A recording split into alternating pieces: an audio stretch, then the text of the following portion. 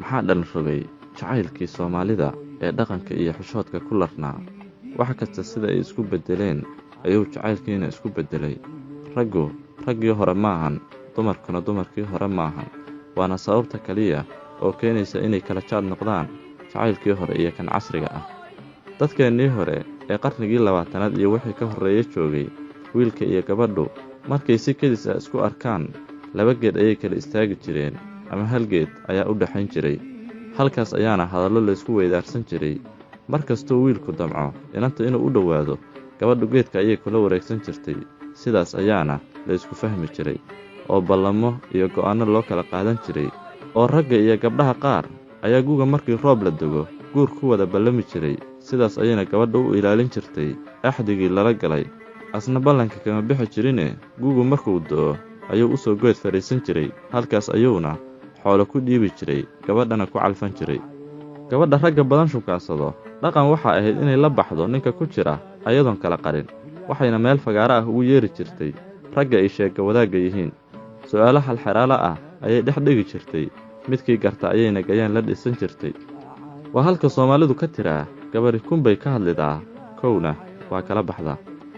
Hal sheeko oo dhacday haddaan soo qaato, maalin baa gabar 3 nin shukaansan jireen. Waxay go'aansatay inay soo gabagabayso xiriirka waayihiisa.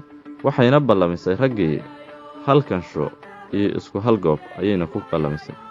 Markay raggii soo wada xaadireen, waxay tiri anigu 3diinaba sheeko wadaag ayaan in la ahay. Waxaana rabaa maanta inaan doorto qofka aan nolosha la wadaagi lahaa. Qof kasta ha la yimaado wax aan ku raaco oon uga tago inta soo hartay. Oo weliba hadal yar oo isdaboolaya qof kasta ha ku soo koobo.